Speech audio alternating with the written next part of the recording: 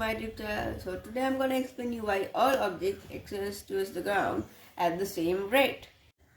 So first I'm going to ask you guys a simple question. There are two objects located 10 meters above the ground like this with masses with weights equal to 50 newtons and 10 newtons.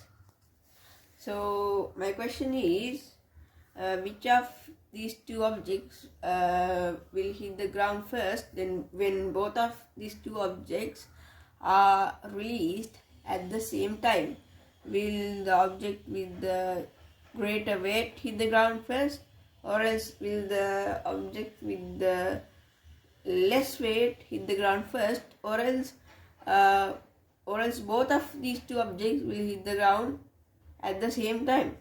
So what's the correct answer? So the answer most of people give is the object with the greater weight hits the ground first. But that's not the correct answer. The answer is both of these two objects hit the ground at the same time. So how can this be true? So that's what I'm going to teach you today. So first of all, I'm going to do a small introduction about the formula of gravity. So this is the formula of gravity. G times the product of the two masses divided by R squared. I'm going to explain you what R is. So if these are the two objects, R is the distance between the center of mass of M2 and the center of mass of M1. The distance between the centers of mass of the two objects is R. So this formula gives you the gravitational force acting between two objects, and G is well known as the Newton's gravitational constant. The value of G is approximately equal to 6.67 multiplied by 10 to the negative 11. So as you guys can see here, the value of G is an incredibly ridiculously small number. 6.67 multiplied by 10 to the negative 11. It's really small.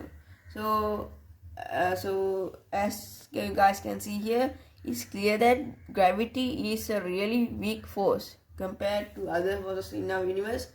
Gravity is a really weak force. Even though gravity is the weakest force in the universe, gravity acts upon really large distances. Gravity, the force of gravity decreases. The force of gravity decreases by the distance squared.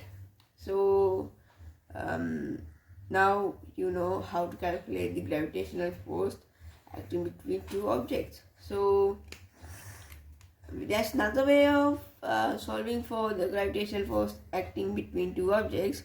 So let's suppose that we want to solve for the force of the mass M1. So the way we do is by multiplying the mass by the acceleration due to gravity. Let's say that the acceleration due to gravity is G. Then this quantity is exactly equal to M1 multiplied by G. So let me draw it and demonstrate it.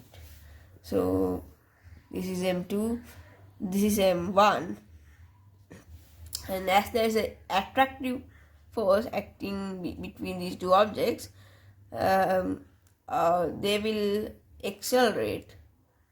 So the force of the object M1, the force of the mass M1 is equal to M1 multiplied by the acceleration due to gravity. So this quantity is exactly equal to this.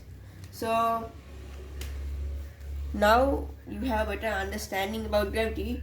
Now I can explain my solution to you guys. Okay, so let's say that there is an object, this is the ground. So this is our object. So the force is equal to G times, let's say that the mass of this object is m1, G times the mass of the object times the mass of the earth, m2 stands for the mass of the earth, divided by r squared. So as we are on earth, the value of r is approximately equal to the radius of the earth.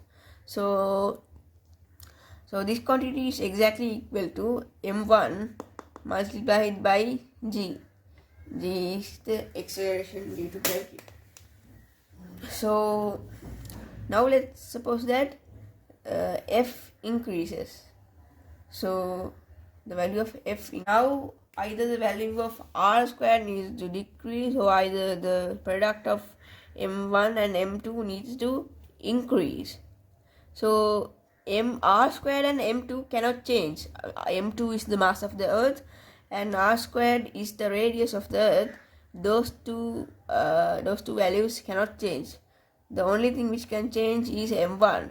So the reason why this object is experience a greater weight, gravitational force of the earth between an object is the same thing as weight. So the reason why this object is experience a greater gravitational attraction towards the ground is because it has a greater mass. m1 is bigger, so this is also m1, so the value of m1 increases. Nothing happens to g. And now let's suppose that the value of f decreases. Value of f decreases. And now what happens is that the value of m1 needs to decrease.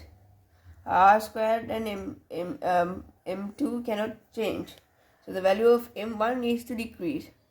So as the value of m1 decreases, the product of these two numbers decreases. Nothing happens to g here. So no matter how massive an object is, no matter how massive or tiny an object is, the acceleration due to gravity retains the same. Nothing happens to the gravitational acceleration. So on Earth, if we calculate the acceleration due to gravity, it's approximately equal to 9.8 meters per second squared. Meters per second squared. So now you guys know why all objects accelerate towards the ground at the same rate. So hope you guys enjoyed this video. See you guys in a future video.